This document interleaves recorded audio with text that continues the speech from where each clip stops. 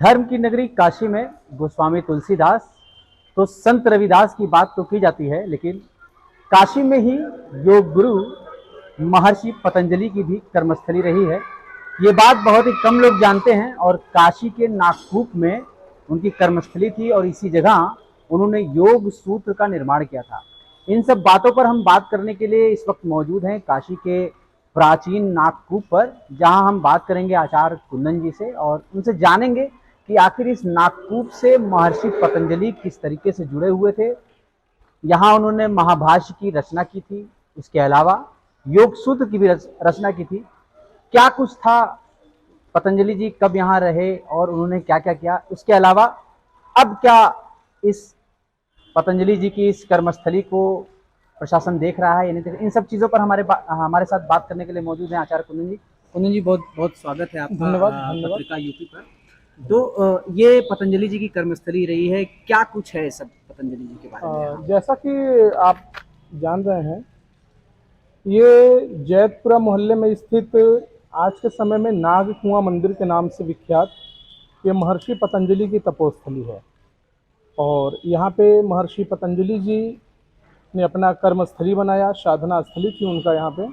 और वो अपने गुरु पाणिनि जी के साथ रह के यहाँ पर शिक्षा दीक्षा इत्यादि का कार्य किया करते थे। जैसे कि वो विद्यार्थी को शिक्षा देना और साधना करना, योग करना, ये सब कार्य यहाँ पे वो किया करते थे।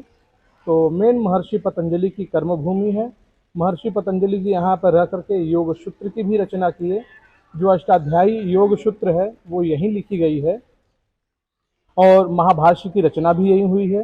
कई ग्रंथों की रचना यहाँ बताया जाता है। व्याकरणा के जो हमारे आचार्य पाणिनि थे, तो व्याकरणों की भी पाणिनि जी के द्वारा यहाँ पे बताई जाती है कि कई ग्रंथों की रचना की गई है। तो मेन ये स्थान शिक्षा से संबंध रखता है, योग से संबंध रखता है और ये उनके महर्षि पतंजलि के कर्मभूमि के नाम से भी यह स्थान अगर संबंध हम रखता है। बात करें आचार्य जी की, पतंजलि जी की ये कर्मस्थली है, किस तरीके से सरकार योग को बढ़ावा दे रही है। प्रधानमंत्री मोदी जी ने योग को इंटरनेशनल लेवल का बना दिया। योग दिवस, ये 9वां योग दिवस होगा।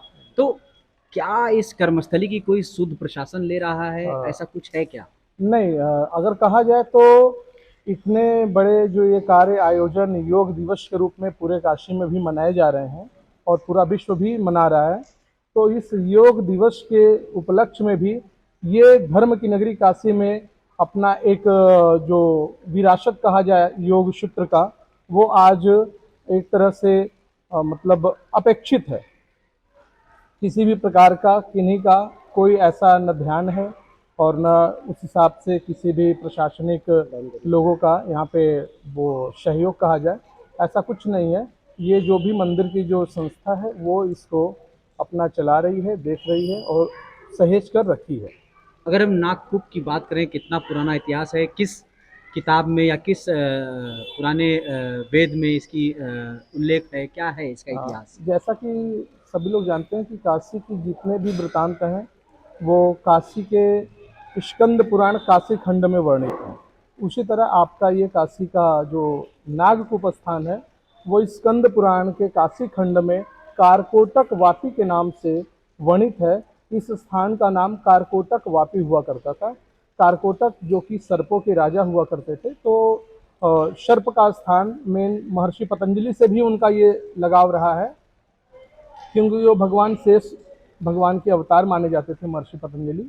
तो इसलिए कारकोटक वापी जो है, वापी कुआं तालाब को बोलते हैं और कारकोटक जो है वो कारकोटक सर्प का स्थान हुआ। तो ये कारकोटक वापी इस स्थान का नाम स्कंद पुराण में वर्णित है, जो आज के चलन भाषा में नाग कुआं बोलते हैं। नागकुएं की बात अगर हम करें तो इसमें एक शिवलिंग की बात होती है कि पानी से वो डूबा रहता है साल भर, उसकी सफाई की जाती है। उसके बाद नाग पंचमी के एक दिन बाद उसकी सफाई होती है। तो क्या है उस जो शिवलिंग है उसका क्या महत्व है? जैसा कि बताया जाता है कि महर्षि पतंजलि जी द्वारा स्थापित ही वो शिवलिंग है, जिसको उन्होंने स्वयं अपने साधना करने के लिए स्थापित किया था। और पहले जो भी ऋषि तपस्वी जो भी साधना करते थे, वो एक ऐसे जगह पे करते थे जहाँ किसी अन्य लोगों का आना जाना संभव न हो। वो भगवान शेषनाग के स्वयं अवतार थे। अगर वो देखा जाए तो उस कुएं के तल में एक शिवलिंग की स्थापना होना जो हमेशा पानी से डूबा रहे, तो अब सोचने की विषय है कि कोई ऐसे जगह क्यों शिवलिंग स्थापित करेगा जहाँ पे कि कोई दर्शन पूजन ही ना कर पाए। तो वो कहीं ना कहीं उन्होंने अपने साधना के लिए जो स्थान चुना था, उनका वो साधना स्थली वही कूप है। और वही कूप के तली में नागेश्वर भगवान के नाम से स्थापित शिवलिंग है, जिसका हम लोग वर्ष में एक बार नागपंचमी से बीत जाने के बाद इसकी सफाई कराकर और पूजन वगैरह सब करके और फिर पुनः उसमें पानी आ जाते हैं, तो पानी निकाल कर उसकी सफाई कराते हैं। पूरी दुनिया योग पर डूबी हुई है, योग जगह जगह हो रहा है और लोग योग के प्रति जागरूक भी हो रहे हैं। इसके लिए प्रधानमंत्री नरेंद्र मोदी को काफ़ी लोग सराह भी रहे हैं। उन्होंने विश्व स्तर पर भारत की एक कला को विश्व स्तर पर नाम दिया है, उन्होंने उसको योग दिवस के रूप में घोषित किया है। लेकिन काशी में जहाँ से वो सांसद हैं, वहाँ पतंजलि योग गुरु पतंजलि की जो जगह है, जो कर्मभूमि है, वो उपेक्षित है। तो यहाँ के लोगों की यही मांग है कि सरकार इस कुंड का भी ध्यान दे और उनकी इस कर्मभूमि का भी ध्यान दे, और कुछ ना हो सके तो यहाँ योग दिवस के दिन एक योग का प्रोग्राम जरूर रखा जाए। नागपुर से पत्रकार उत्तर प्रदेश के लिए फैज़ हसन।